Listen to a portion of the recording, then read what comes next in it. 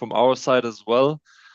We will start with a very quick introductory round from those people who are here from the organizing committee, so you know who's who and who you will also meet then in Munich, and who you then will see once you've handed in your abstracts, once you've been accepted, and once you've made your way to Munich. I will start directly. My name's Andre, and I'm one of the two conference chairs of the conference in Munich, and then over to Kim.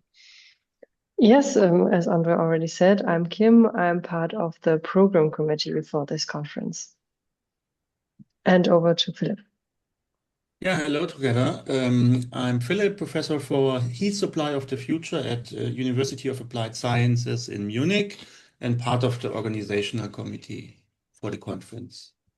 To Max. Then, hi, my name is Maximilian or Max, also part of the organizational committee, and looking forward to meet you in Munich. All right, thanks everyone. So let's jump into the presentation. We welcome you here in this webinar as we are preparing for the big European conference, the 19th European Conference in Munich, with the head title and topic, Energy Security, Sustainable and Affordability, Rebalancing the Trilemma. We have in store for you today during the webinar some basic information about the conference in Munich, the setting, what events will happen on the side as well, and some very concrete aspects concerning how you can network, how you can write a great abstract, and so on and so forth. What we will not be getting into during the webinar is basics on how to book your trip to Munich or visa criteria, etc. That's homework that you will have to do for yourself, or where we will post some other information, but this will not be the core topic of this webinar. I have a very loud repercussion from Noriko Gaman, I think. Can you mute yourself, please? Or can someone else do this from who has the power to do this, because I hear myself twice here. Yes, and so this is what we'll be getting into during the webinar. And so the aim for the conference itself is to bring together excellency from academia, important policymakers from the EU and the national level in Bavaria and Germany, as well as practitioners from companies in the energy sector and the industry, mainly then, of course, from Germany also, but also from other nations around. And beyond this, our goal as the organizational committee for this conference will be to make you feel at home when you arrive in Munich. And this is what we're working towards at the moment.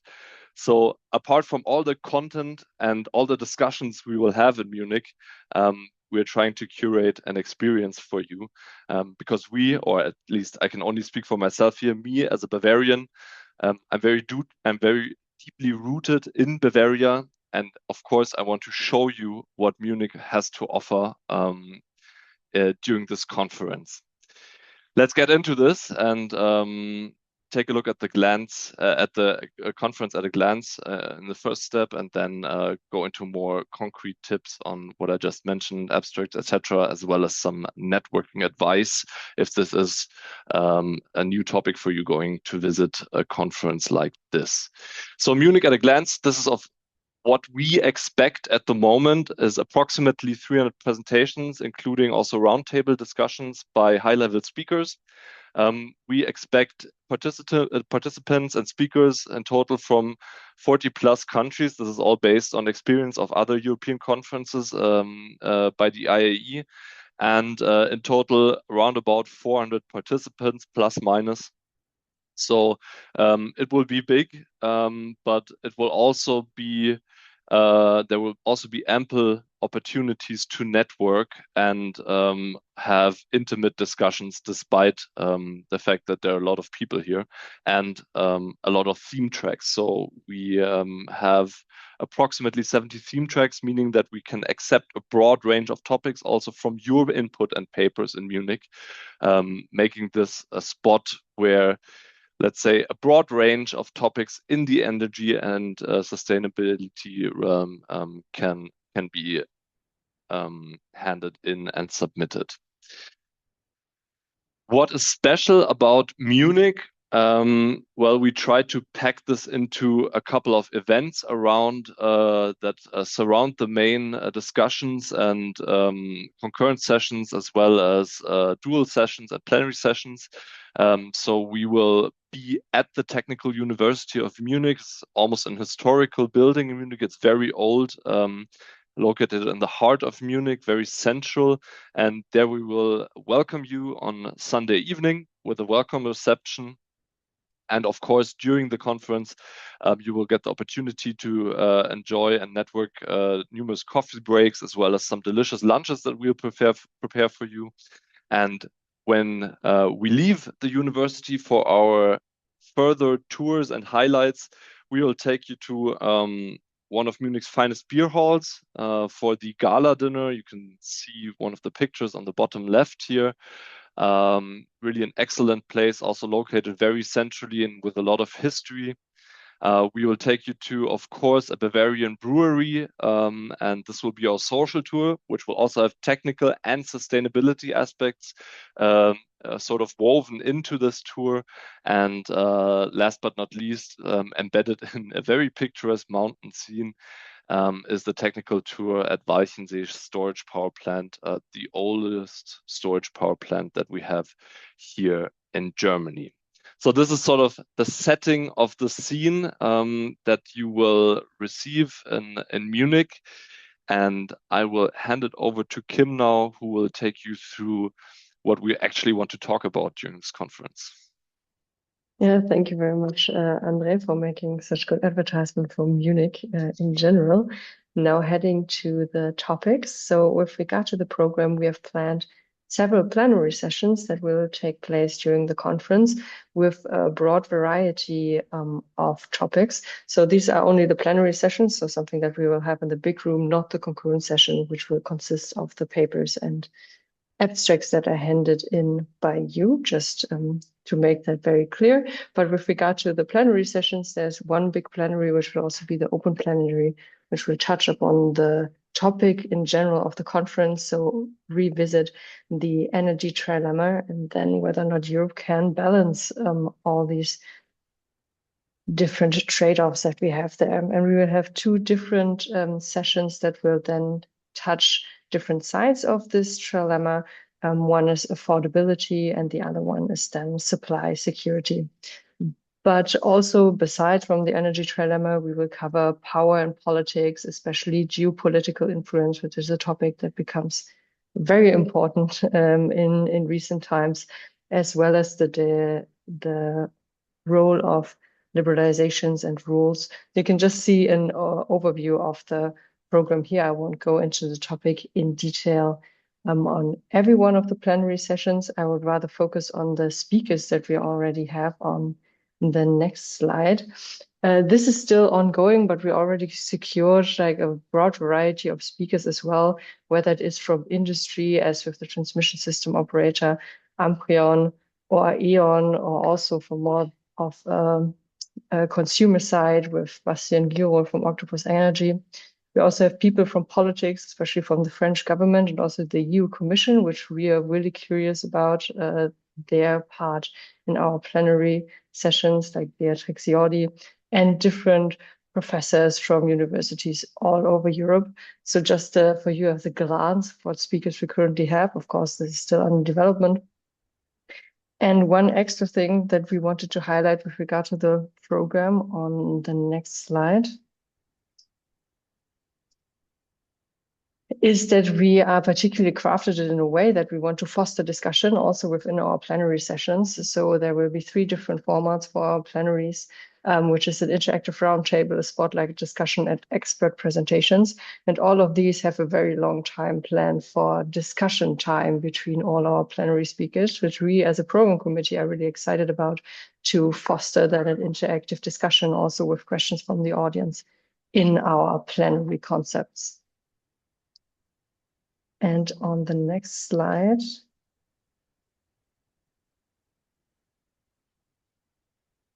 we also want to highlight that before the conference, there is a special collaboration going on with the Florence School of Regulation, who is known for organizing great autumn schools. For example, the last autumn school, so the Loyal Autumn School Research School, which usually takes place in Florence. But now, with regard to the conference, we made an arrangement and brought it to Munich the weekend right before the conference. And there,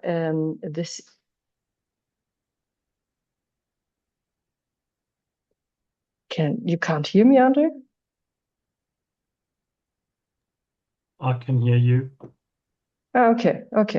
Okay, so it's on Andre's side, just so that I'm not talking and no one can actually listen to what I'm saying.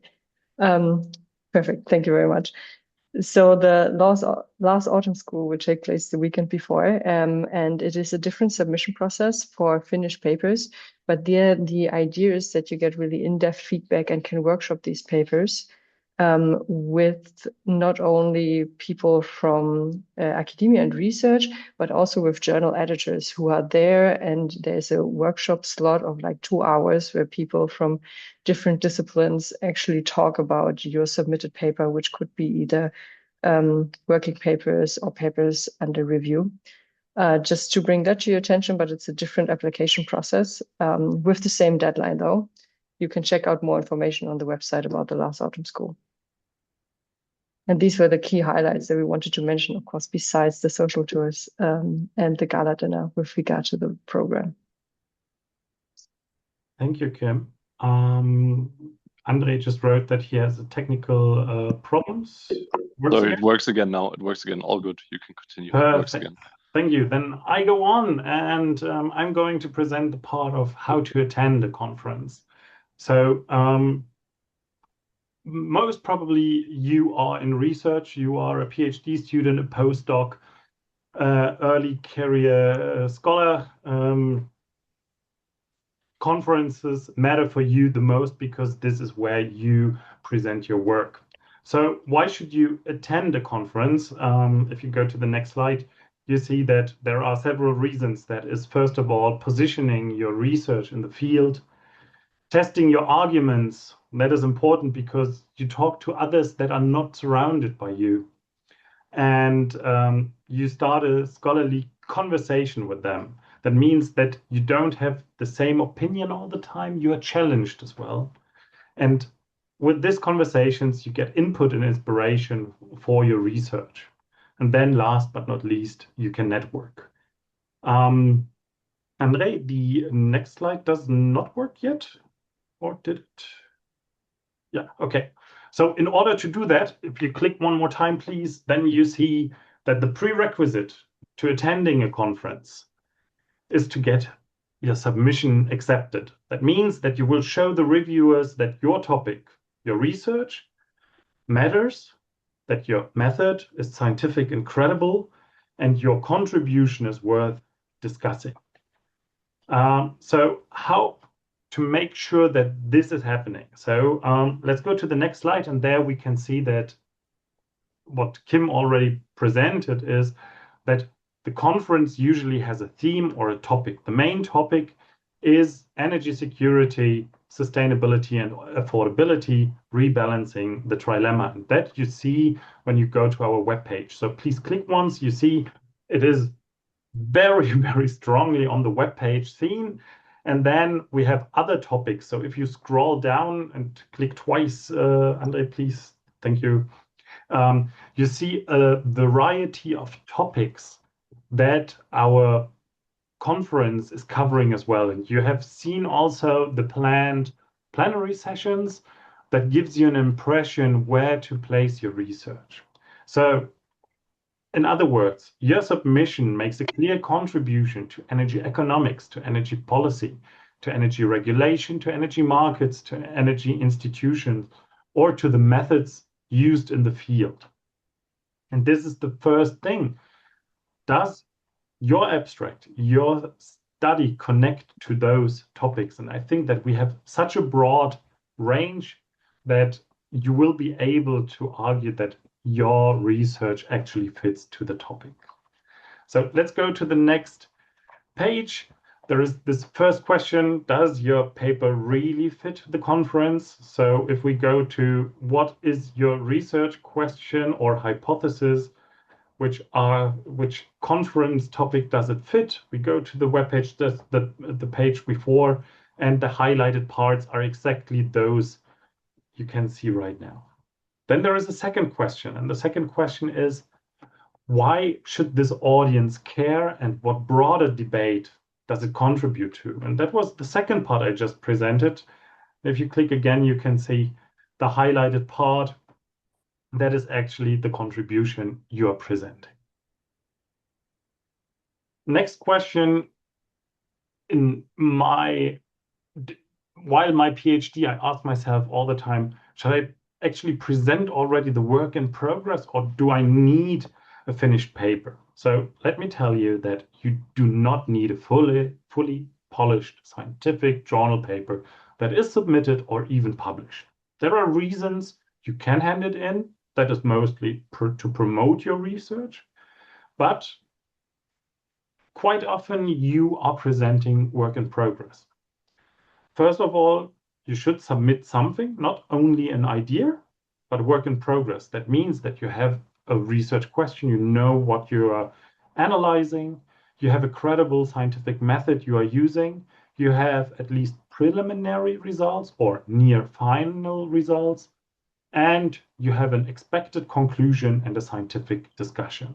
If you look to the right, I just did screenshots of work that is in German, but you see on the lower right side, you see a Word document that is completely fine as a starting point for your submission. That is, you wrote something, and as you see on the right-hand side of the screenshot, my professor at that time, she just bombed me with comments.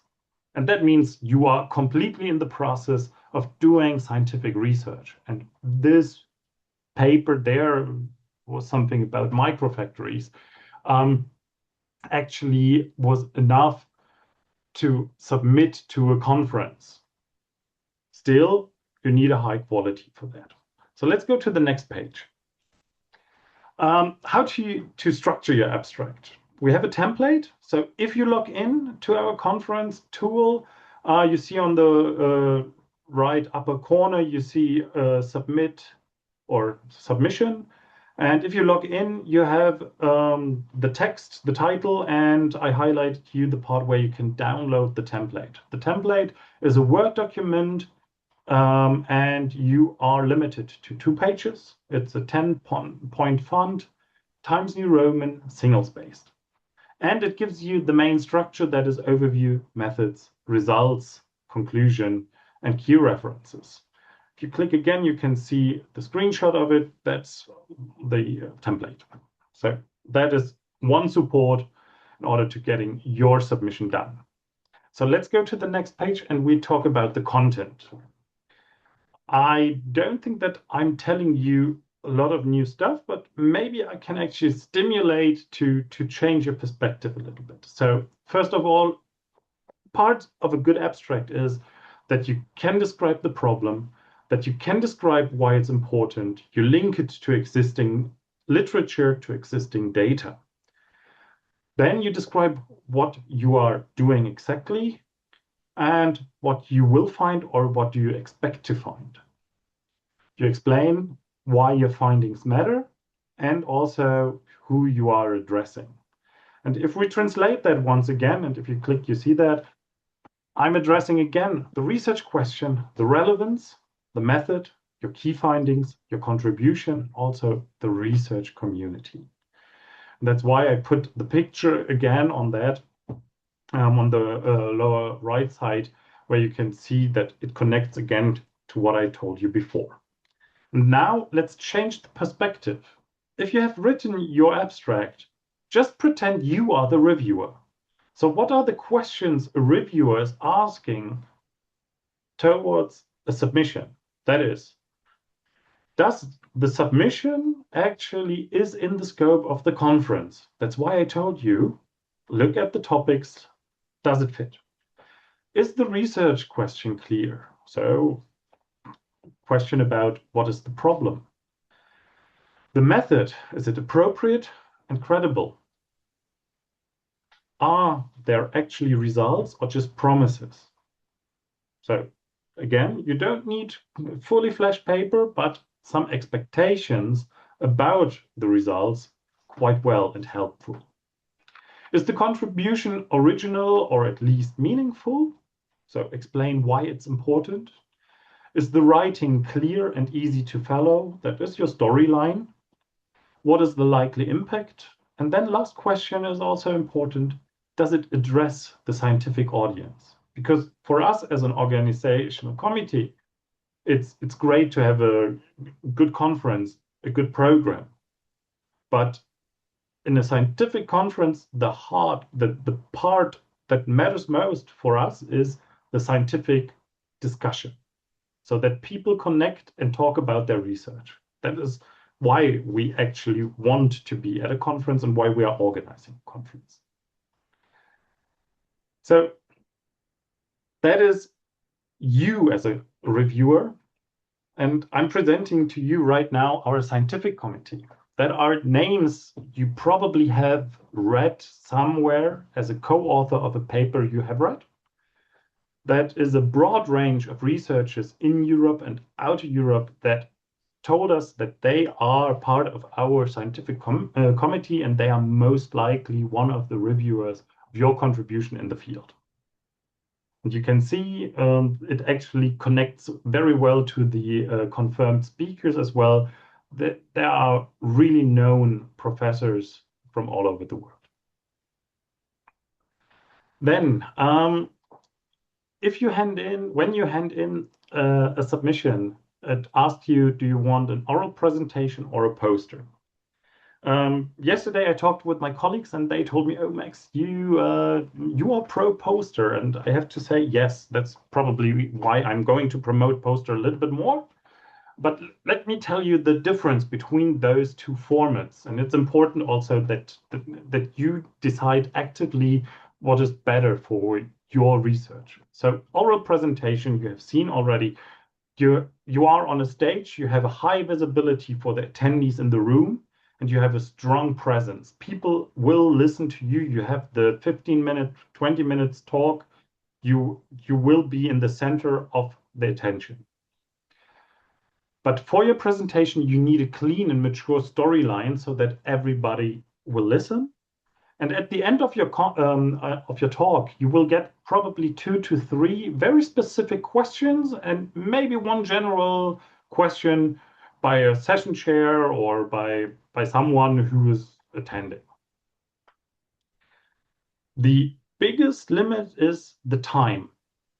You have to know that in an oral presentation, there are people behind you or a break that follows just after your talk. And we have a strict program and we want to hold that timeline. So after the time is gone, your presentation is gone. You only have the 20-minute slot. That means that there is less room for detailed discussion, but it means also that the discussion, the in-depth discussion, will take place later on. People will probably connect to you.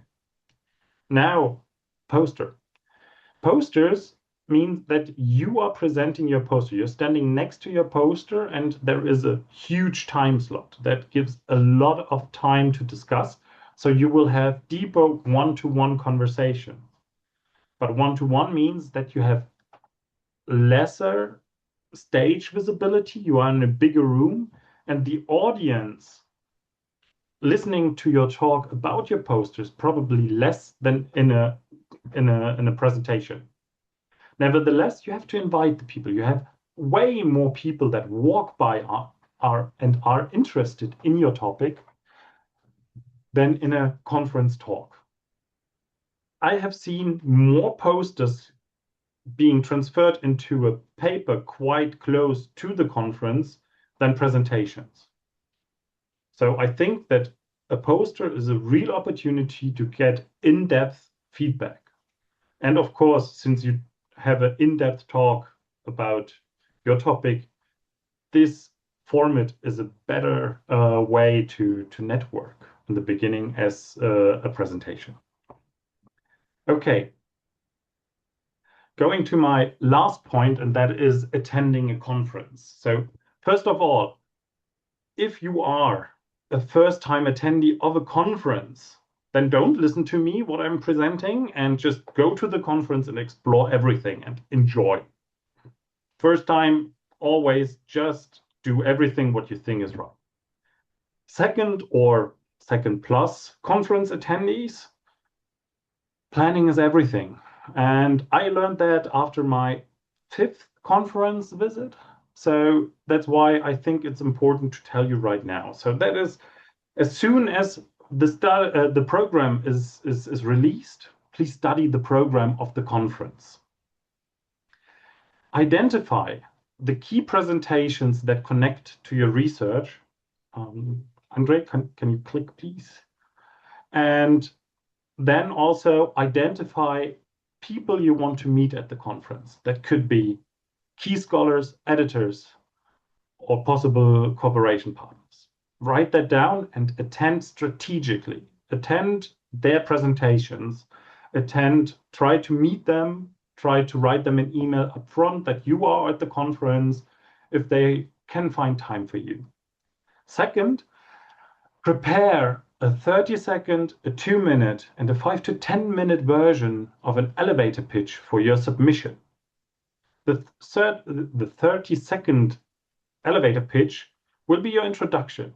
You don't need to practice who you are, where you're coming from, but you need to practice what is your submission about, your research about. And maximum 30 seconds. Second, you have a 2-minute talk. The 2-minute talk will be then when the people are meeting you again or are interested in your topic, you can tell them all about your research.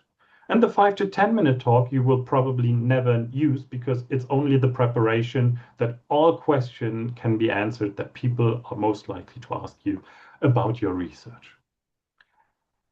Another point is take breaks. Take breaks does not mean take the breaks in the breaks that we foresee in the program, but also if there is a presentation slot where you don't find any connection to your research, use it as a break. The mental load of a conference is huge, is enormous.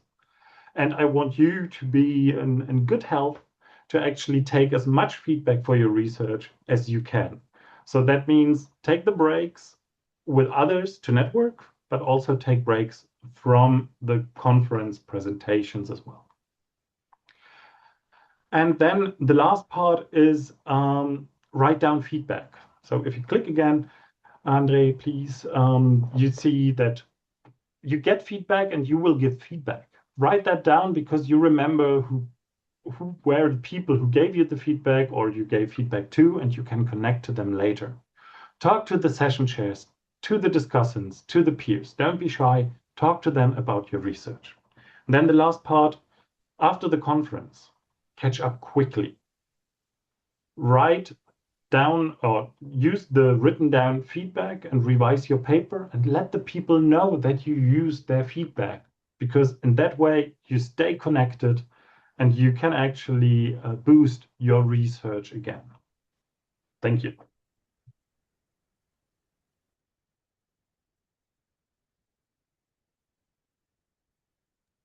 Yeah, thank you very much for the talk, Max. I already asked in the general chat if you have any questions, you can just post them there and then we'll answer them after this block.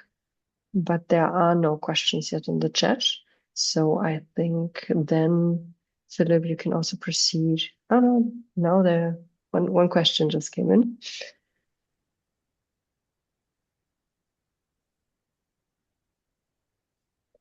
maybe Max, if you also read it, so it's like about a specific topic, the role of sustainable finance in the energy transition.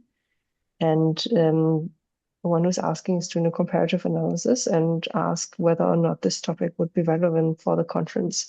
Or could you say anything more with regard to the peers who are usually there and what topics are covered besides what we have on the website? Well, I think if you go to the topic, to the topics I presented, it very well fits into the theme of the conference. So sustainable finance in energy transition. Energy transition at a glance means actually that you are rebalancing the trilemma. Andre, we see your calendar. Sorry to let you know, but I think it's important that you're sharing it. So coming back to the question, I think it fits very well. There is no doubt about that. If you look at the papers you probably used for your research, you will find names. I think that I don't have the names right now, but at least Aaron Praktiknio, the president of IAEE, has one paper that comes to my mind who might be interested in your research, but there are a lot of others as well.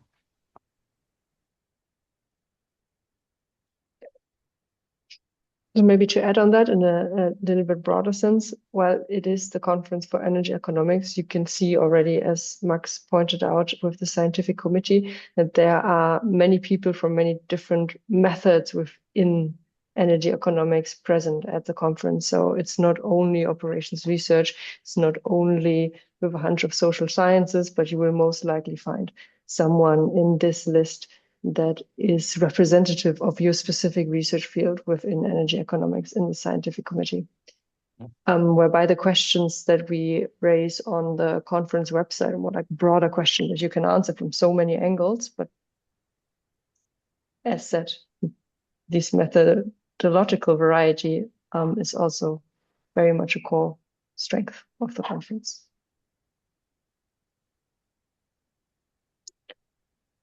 I hope that answers the question. Otherwise, I would give over to you, Philip. And if you have any more questions in the meantime, just feel free to post them and then we collect them afterwards. Yeah, then I take over for strategic networking. As Max was mentioning, one of the points from Max was don't be shy. So it also is relevant for our Q&A here. So if you have more questions, we have another block. I just have 2 slides, and then we have another block for your questions, because this is also one of the targets here to clarify maybe open questions or uncertainties you have. Okay, first slide about strategic networking in general. You have some membership benefits.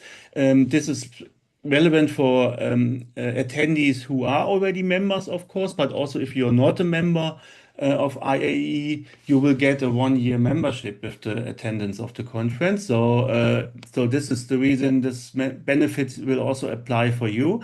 And there are some access to leading publications. I provided you the points here and also linked them. So when you later have the presentation, you can also use the links to just directly jump to the specific points on the website. And there are other exclusive resources and opportunities you will get, like working paper series, further support services for example, scholarships or awards, and also inside emails. But there are also specific like benefits you have for networking. So I will click one more click. Perfect. Now we see on the right. So of course you cannot, you have reduced fees for also other conferences, worldwide conferences who might be in the coming year. Then you have very important for membership, for networking is the membership directory. So you can access local members with similar expertise and experience and have kind of a worldwide membership directory.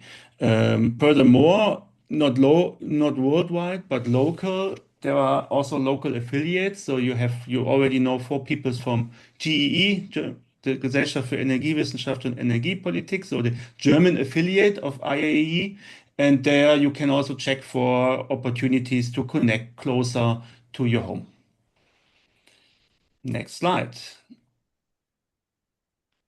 So 3 aspects for strategic networking and planning for it. So I split it down for like talk about before Munich, before the conference. So during the conference, of course, and also important after the conference.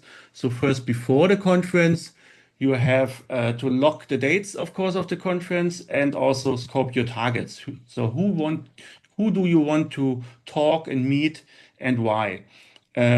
Again, the membership directory will be very important and useful tool for this. So you can also pre-identify potential contacts. There are further options like to prepare, for example, webinars or other events before the conference, which might be also helpful. Then in Munich itself, you can prioritize your formats you want to build for interaction. So there are a lot of different types. So Kim was also introducing a few of our formats on the conference itself, like the formal ones, like keynote, panels, roundtables. So a lot of opportunities to get into discussion and Q&A as well, just during formal settings. But also very important or equally important are the informal parts, like gala dinner, very important coffee breaks, a student reception, or a welcome reception, student happy hour. So quite a few options also to connect in a more informal setting. So you see 2 options on the right side with nice pictures, the already mentioned gala dinner in a very traditional brewery, or like welcome reception in a beer garden in Munich. So these are very helpful, I think, to get in contact also with people you don't know yet so well. And make micro meetings during the conference. So if you don't have pre-contact with the people you want to talk, just make a micro contact during a coffee chat. So if it's not so important or not so interesting, it's just during a coffee chat. So it's very easy, I think, to facilitate. And then one further point after the conference. So the most critical part also, Max was mentioning it already, follow up. And it's very important to follow up when context is fresh. So when you can remember and also the people you talk to can remember what was the discussion points and what were the topics you can anchor. So this is the most important part. Second, you can use the conference proceedings, of course. So you can also check with people you already talked, what was the specific topic, or recheck the abstract or the full paper if submitted. So you have information there. But also you can identify still maybe people you didn't have a chance to contact during the conference, as we have also subsequent sessions, so where they are in parallel. So, okay, you cannot attend all of it at once, so it might be also helpful to use the conference proceeding for this. And deepen ties, also in the long term, not only in the short term. And there we have different channels, like the channels of IAEE, year-round channels like webinars, further conferences, but also stay active regionally. Check if you have in your country also a local affiliate of IAEE. Like for Germany, 4 people already, as mentioned. So this is an easy start, but there might be also local affiliates which you can connect. Last slide for the webinar is just there's very important, don't forget the submission deadline. 10th of April 2026 is the cutoff point, and looking forward for maybe a few more questions now.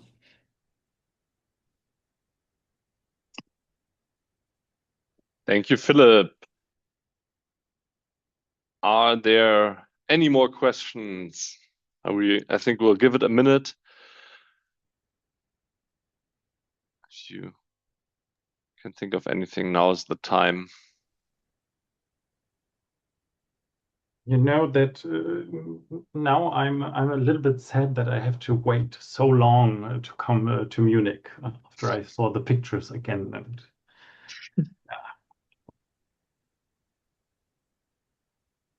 looking really forward. I think it will be a great conference. I have to say that I'm part of the organization team. With the questions, if you don't have them now, we cannot say now or never. This is not true because we also have, like, on the website you find an email for contact directly, so you can also write email if you have further questions, which happened also. But time is now as well.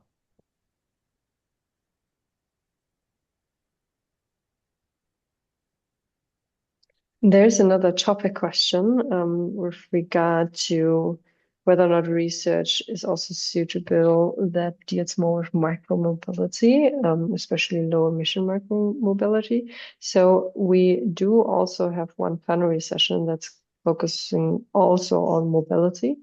So I do expect that you won't be the only submission that deals with mobility rather than energy, although it's bikes from my opinion.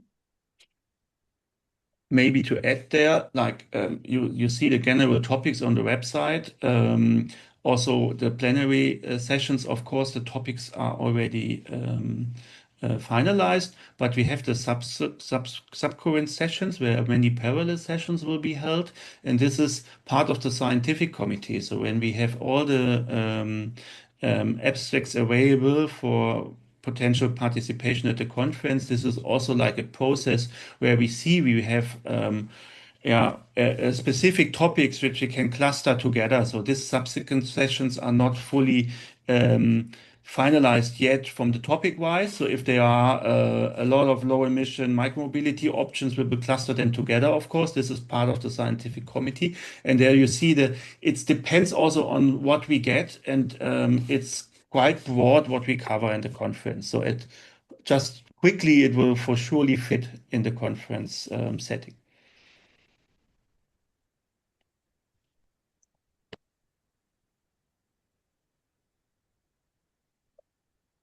Perfect.